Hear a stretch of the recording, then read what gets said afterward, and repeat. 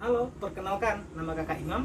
Dan kali ini kita akan belajar mengenai Indonesia pada masa demokrasi liberal dan Indonesia pada masa demokrasi terpimpin.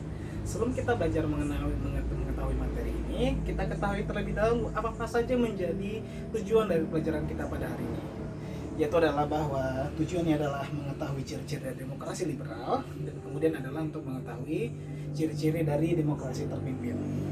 Dan itu adalah kita akan bagikan satu-satu tentang demokrasi liberal dan juga tentang demokrasi terpimpin. Demokrasi liberal yang terjadi pada tahun 1949 sampai 1959. Yang kita ketahui apa yang dimaksud dengan demokrasi liberal. Kita bahas satu-satu mengenai demokrasi dan juga liberal. Demokrasi adalah sistem pemerintahan yang dari rakyat, oleh rakyat, untuk rakyat.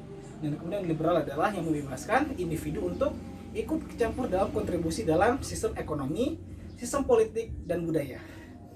Yaitu adalah bahwa demokrasi liberal itu cenderung pada manusia, yaitu adalah rakyat, berpegang di dalam sistem pemerintahan, ekonomi, dan budaya itu sendiri. Jadi apa saja sih yang menjadi ciri-ciri dari demokrasi liberal? Itu adalah memberikan kebebasan kepada individu. Itu adalah ini yang menjadi salah satu ciri-ciri dari demokrasi liberal.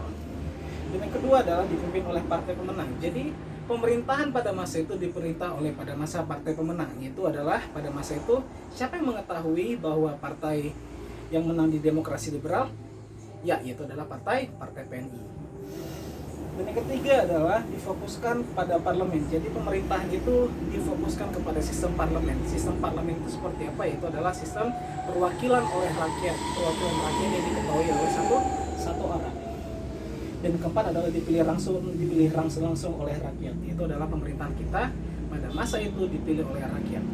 Jadi apa yang menjadi inti dari demokrasi liberal? Demokrasi liberal itu intinya adalah bahwa sistem liberalisme yang ternyata berpegang teguh di dalam satu pemerintahan. Dan yang kemudian adalah apa sih yang menjadi latar belakang dari demokrasi liberal itu sendiri? Ya, jawabannya adalah demokrasi liberal adalah dilatar belakangi oleh adanya satu rasa yang namanya terinspirasi oleh sistem parlemen yang ada di negara-negara barat.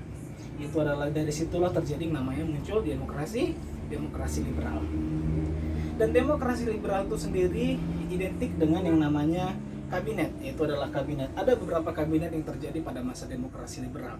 Itu adalah kabinet Natsir, kabinet Sukiman, kabinet Wilopo, kabinet Ali Sastro, kabinet Burhanuddin Harahap, kabinet Ali Sastro Amijoyo, dan kabinet Juanda. Dan yang kemudian adalah bahwa di dalam sistem demokrasi liberal itu sendiri, yaitu adalah bahwa ada beberapa partai yang menjadi pemenang pada masa itu. Bukan beberapa partai, tapi salah satu partai. Yakni adalah partai, ada yang tahu? Ya, jawabannya adalah Partai Nasional Indonesia atau PNI. Dan yang kedua adalah demokrasi terpimpin yang terjadi pada tahun 1959 sampai 1966. Apa yang menjadi pertanyaan adalah apa yang menjadi latar belakang dari demokrasi terpimpin? Banyak sekali yang terjadi pada masa demokrasi terpimpin. Yang salah satu utamanya adalah bahwa dari sistem demokrasi terpimpin terjadi karena adanya satu gerakan separatis yang terjadi pada masa demokrasi liberal, sehingga diperuntukkan satu sistem pemerintahan yang membuat sistem menjadi lebih aman. Sistem demokrasi terpimpin pada masa itu masih dipegang oleh Soekarno, dan yang kemudian akhirnya terjadi gerakan separatis dengan beberapa pemberontakan, seperti misalnya gerakan D1T2 di Jawa Barat, D1T2 di Jawa Tengah, kemudian di Aceh, dan kemudian gerakan RMS atau Republik Maluku Selatan, dan lain sebagainya. Demokrasi terpimpin ini sistemnya yang paling terkunci adalah kalau sistem demokrasi liberal adalah sistem demokrasi yang berpegang teguh pada liberalisme, maka demokrasi terpimpin adalah sistem pemerintahan yang dipengaruhi oleh sistem komunisme. Ciri-ciri dari demokrasi terpimpin adalah kekuasaan presiden yang mendominasi. Ada satu sistem diktatorat yang terjadi pada masa itu. Dan yang kedua adalah adanya menguatkan peran militer. Dan yang ketiga adalah pergerakan partai politik dibatasi dan komunisme kian berkembang. Jadi pada masa itu sistem liberal digantikan oleh sistem komunisme. Jadi apa-apa saja yang menjadi dampak di dalam kebijakan demokrasi terpimpin, yaitu adalah sistem demokrasi terpimpin, yaitu adalah Old Devo dan Nevo. Old Devo adalah Old Established Force, yaitu adalah negara-negara sistem kapitalisme yang sudah lama, dan juga adalah Nevo atau New Emerging Force, yang dimana Indonesia berkonfrontasi dengan Malaysia. Dan yang kedua adalah demokrasi terpimpin itu identik dengan yang namanya sistem politik mercusuar. Apa yang dimaksud dengan sistem politik mercusuar? Yaitu adalah menjadikan Indonesia sebagai negara yang menjadi penerang di jadi negara-negara lain. Dan ini hampir sama dengan sistem militerisme Jepang pada masa Perang Dunia Kedua. Dan yang ketiga adalah gerakan non-blok, yaitu adalah gerakan yang menjadikan Indonesia itu bebas menjadi negara yang tidak berpihak pada negara barat, yaitu adalah liberalisme, dan juga dengan blok timur, yaitu adalah blok komunisme. Jadi kita ketahui bahwa gerakan non-blok itu sangat identik dengan perang dingin. Perang dingin adalah perang di mana terjadi ketegangan tanpa adanya perang antara blok barat dan blok timur. Jadi Indonesia pada masa itu berpihak netral.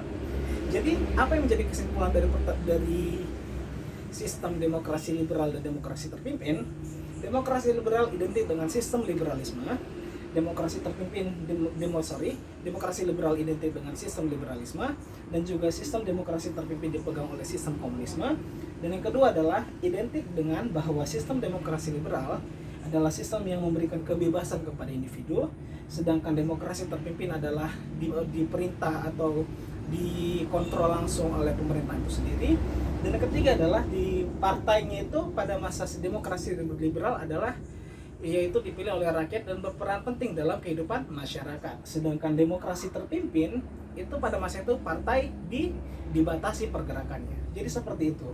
Jadi jika ada yang bertanya soal pertanyaan demokrasi liberal dan demokrasi terpimpin, kamu boleh bertanya sesuatu kepada saya, dan kemudian kita akan mulai lagi tentang demokrasi liberal dan demokrasi terpimpin. Ya, seperti itulah bagaimana sistem demokrasi liberal dan demokrasi terpimpin. Jika ada pertanyaan langsung komen di bawah ini atau langsung bertanya kepada kakak. Terima kasih dan sampai jumpa.